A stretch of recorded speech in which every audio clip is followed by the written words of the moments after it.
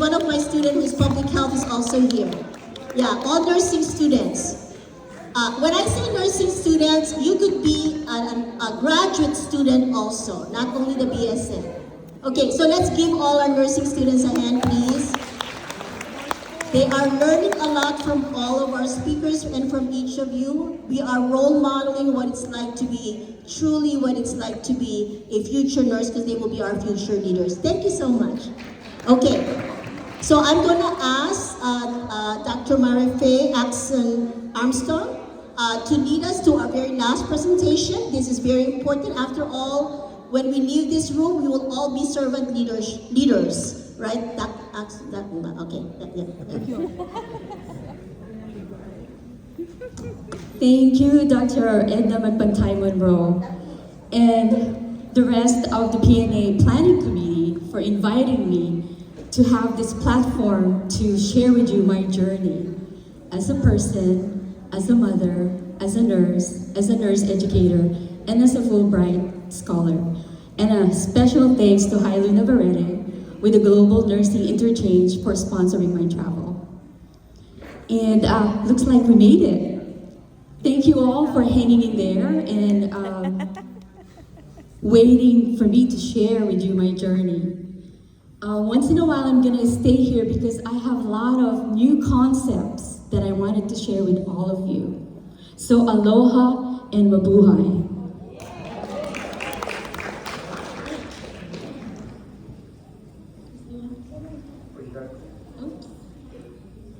So all of my nursing degrees were from here in Hawaii. I was born and raised in the Philippines in Binawan, Rizal, and moved to Hawaii when I was 16 years old, right after college. And I lived here in Honolulu, Hawaii for over 45 years and then moved to Las Vegas in 2016. I'm now called a transplant from Hawaii. So I've been away for 7 years and I'm really happy to be back in the islands, and I know I'm gonna be back in maybe 5 more years, I don't know. But it's good to be back in the islands. I'm so grateful for this invitation to have this ideal platform to share with you my journey, and I'm so humbled and honored to be standing here in front of you. But I wanted to first share this poem that inspired me in my journey in the undergraduate nursing at Hawaii Pacific University and my Master's of Counseling Psychology at Chaminade University of Honolulu, and my Master's in Nursing and PhD in Nursing with a focus on research and education at University of Hawaii. Please indulge me by reading it, and you can read it along with me, loudly or quietly or however you want it. And I hope it will also inspire you as it did inspire me. Our dreams are defined by our hearts. Our future is designed by our dreams. Just follow your heart and do your best, and all the potential within you is sure to be realized. So I wanted to ask you to, for the last time, stand up. I know. And I want you to empower each other. Turn to someone and tell that person, you have great potentials. You have great potential. You have great potential. And you're realizing it.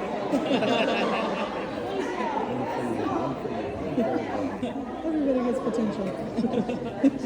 Okay, are you empowered enough? Did you empower someone? Let's go chase it. Okay, you may have a seat. Thank you.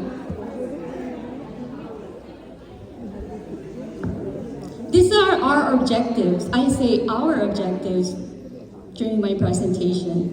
You know, I have this mantra when I welcome our incoming cohorts at Roseman University College of Nursing. I always share my 3 Ps. Okay, now, they're not the ones you're thinking about diabetes. Rather, they're passion, purpose, and perseverance. Everyone in this room must have a passion to serve others. This is why you became a nurse. Passion alone is not enough. You must have a purpose with that passion. To have meaning in everything you say, you do, and think. And to never give up. You need to persevere to reach your goal. I love to light a fire in everyone's passion. In myself, in my students, in my colleagues, my friends, my family. Now it's up to them to follow up with that fire, right? And besides having someone to put a fire in your passion, you also need a support system to survive and persevere. For me, myself, my family, the Aczon family, my colleagues from the Asian American Pacific Islander Nurse Association of Hawaii and Nevada, and of course, my church. These are my sisters and brothers at that one? At Calvary Chapel, Green Valley, when we went to Israel this past March of 2023. Very thankful that we were able to go, considering what's happening now in that country, very unrest. So I say, God, thank you for allowing me to step on the Holy Land.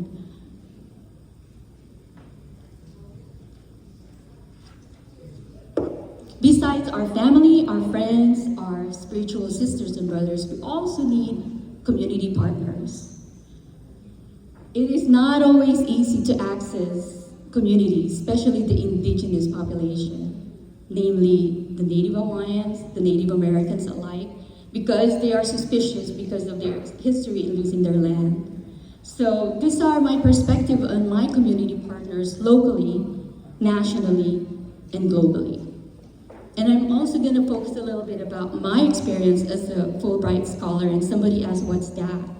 The Fulbright program is actually a law in the United States. It's a bill that Mr. William Fulbright had proposed and has been going on for many, many years. It's a partnership with foreign countries who are in need of expertise of US scholars. And I just so happened to be appointed in 2014 to 2018, and I decided to apply again and got reappointed for 4 more years, 2021 to 2025. So the theme, this is my Fulbright journey. This is the Bless Africa team from Kailua Community Church that I joined my first mission trip in Uganda, Africa. And during our trip, I saw this purple bus. I love purple. So we were walking down one of the orphans who we support to continue higher education at Uganda Christian University, toured us on campus, and we were walking and I saw in the corner of my eye this purple bus. When we went back to Kailua and we gave our testimony, I emailed the Vice Chancellor of Uganda Christian University and I told him, I want to teach in your school. 2 days later, they told me to apply for Fulbright. Fast forward, I flew in again to Uganda as a Fulbright visiting professor for Uganda Christian University, teaching in the master's program with nurse education track, and it's been going on every year since 2014, except during the COVID. And I went back again this past May, and I have 19 students, started with cohort 4, and this cohort that I taught this year is cohort 13. So that's how long I've been going on. Thank you. And if you're interested to find out about Fulbright, please let me know, and I'll be gladly walk you through how to put in your application. It's rigorous, but if I can do it, you can do it. That's right. You can do it. I was so excited when Hailu invited me, and I said sure, and I wasn't even sure what am I going to present. And then I found out the theme of the conference is Emerge. Excellence, mentorship, engagement, resilient, growth, empowerment. I love that the theme started with excellence, which is an ultimate goal in nursing. To me, the process of excellence starts with empowerment.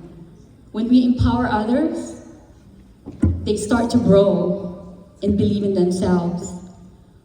When we help build their confidence because we empower them. As we empower someone, we help them grow. Resilience naturally occurs when we are consistent with empowerment. Empowerment is just not today or tomorrow. It is an ongoing process. A key to empowerment is growth and resilience and engagement. Somebody talked about engagement earlier. Wow, we have really phenomenal speakers earlier, and Dr. Clarita said, wow, we have phenomenal speakers. And I said, please wait until I present, then you can say that we're all phenomenal. It truly is, because, wow, it's all connected together. We can't possibly empower someone if we are not engaged. It is what we call building rapport. The whole process from empowerment to helping one grow with resiliency and being engaged all the time is what can be summed up as mentorship. Resilience is not always good or desirable, as you can see that sprout right there. In any time, it can be run over by a car or a bicycle or motorcycle or anything. So that was by Walker. Resilience is not always good and desirable. Let me ask you this big question. Do you consider yourself a mentor? Yes. Do you consider yourself a leader? Yes. Do you consider someone as your mentor? Yes. Very good. Excellent.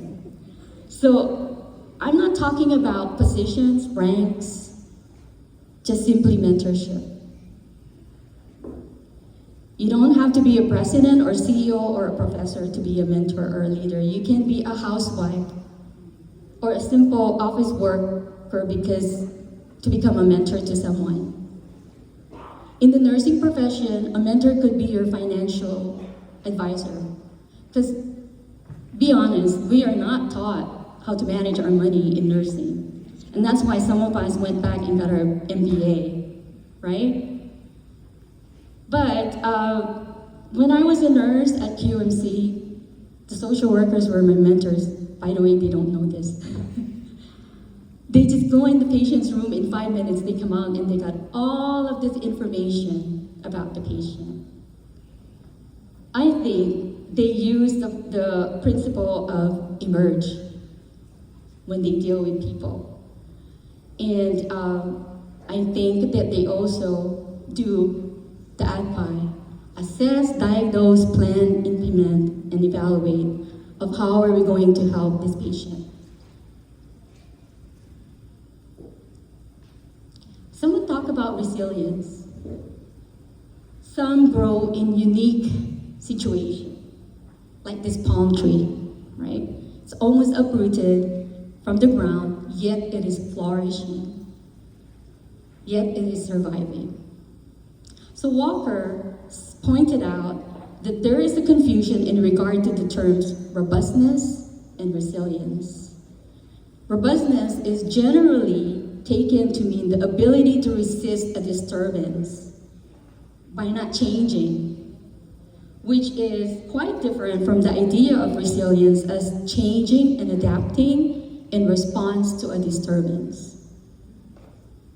Resilience is oftentimes associated with saying bouncing back, and resilience is in fact the ability to adapt and change, to reorganize while coping with disturbance, and it is all about changing in order not to be changed. I'm hoping that I will quickly, in 10 minutes, okay, that I will be able to quickly tell you these three concepts: service learning, servant leadership, and global health.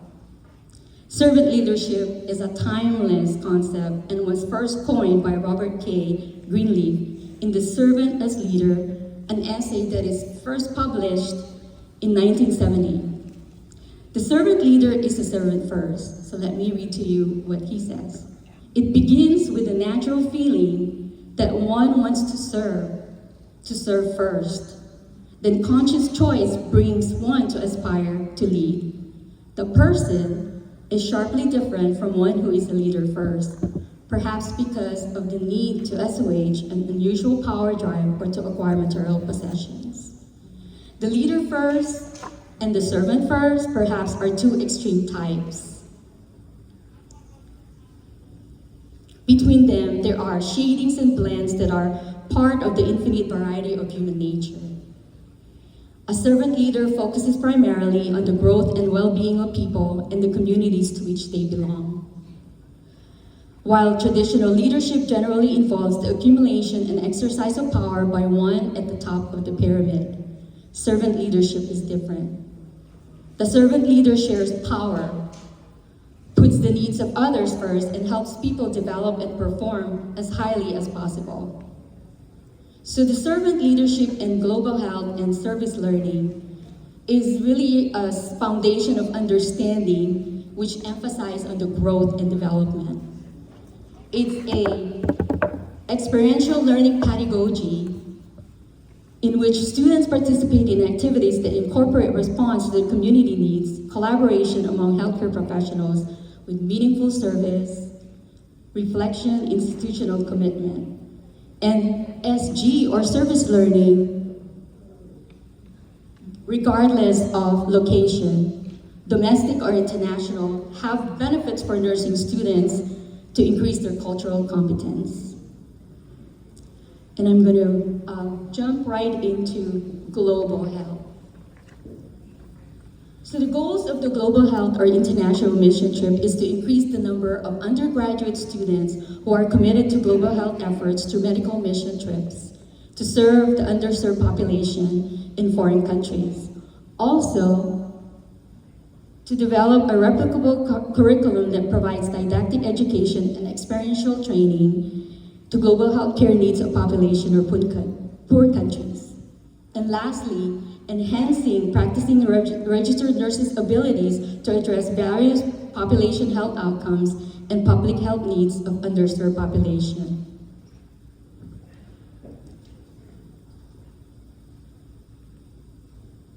I can stand here and talk about my passion until I turn blue, or my favorite color, purple.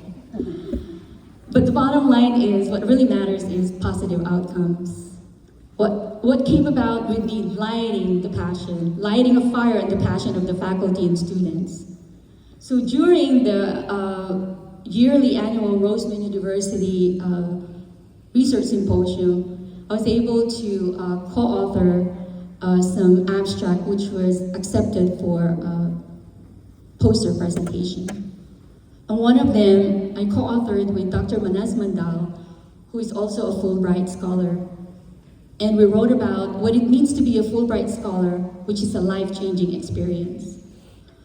I also co-authored with Dr. Rowena Bermundo a poster about the impact of COVID-19 on vulnerable population and the role of social support. And with my colleague at Roseman University, after our trip to Uganda, Africa in 2019, we kind of talk about the vulnerability during the pandemic and how much our vulnerable population had suffered because they were already vulnerable before the pandemic. And then our first Student Nurse Association for APINA of Nevada, APINA Rasna and College of Southern Nevada, I put them together, the past presidents of the two SNAs, and we presented a poster about growing leaders during COVID-19 global pandemic and the formation of Minority Student Nurse Association and the impact on minority leadership representation in the nursing workforce. And this is Professor Juliana Morone and I presenting to the College of Pharmacy, College of Dental Medicine, and College of Medicine and College of Nursing about our trip to Uganda and our poster that we presented. And Dr. Rowena Bermundo and I also mentored our nursing research students who presented an excellent group project. And we coached them, and I said, let me tweak your language so that it is fitting for a research symposium, and so they did. And this group of students during the COVID-19 global pandemic presented virtually. They researched about telehealth in emergency department and the impact on wait times. So did my lighting the fire under the passion of my student works? It did. So let me just get myself up to par.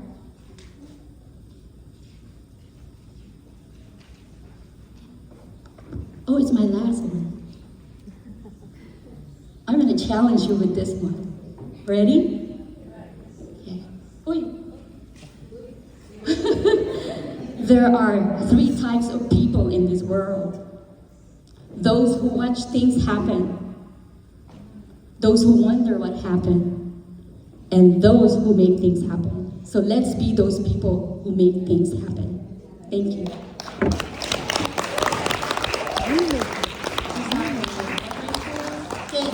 Thank you, Dr. Aczon-Armstrong. So this is a good time to ask any questions to Dr. Marife. Oh, before you start the question, I just want to plug in that I'm taking 11 students to the Philippines this December for our Philippine Islands medical mission trip to my hometown in Binoan, Rizal.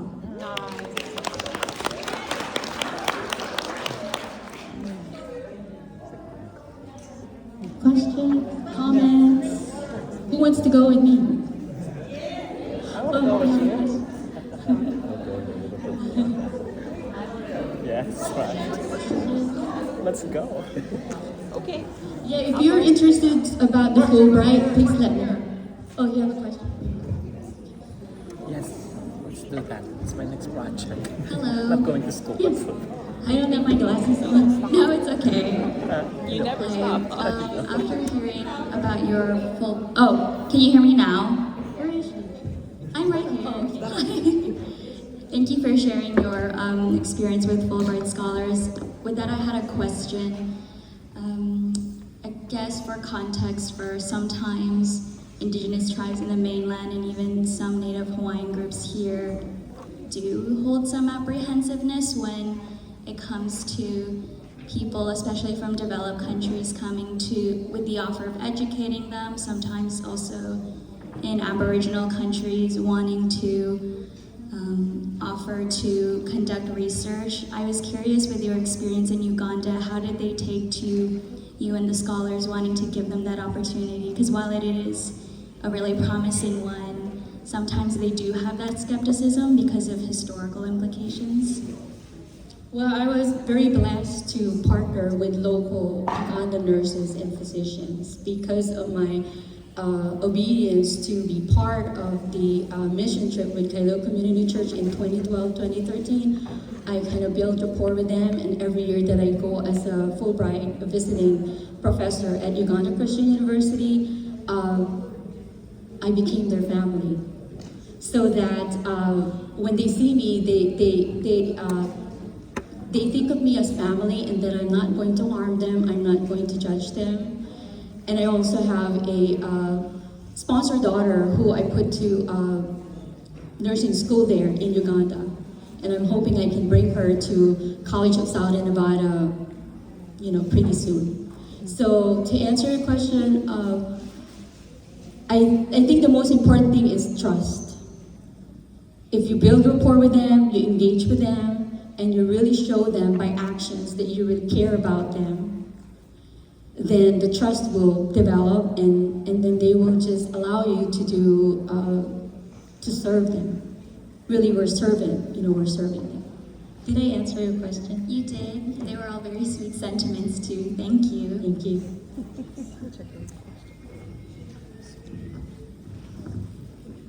Okay, so we're gonna ask the president again to give us the certificate for Dr. Aczon-Armstrong, Silido. Oh, sorry.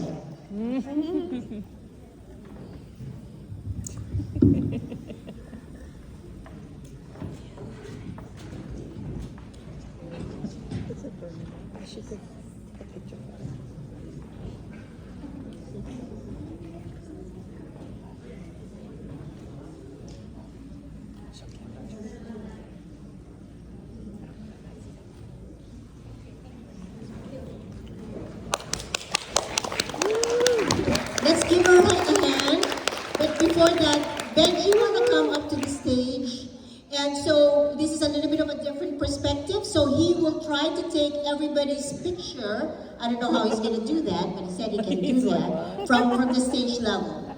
Are you able to do that? Can we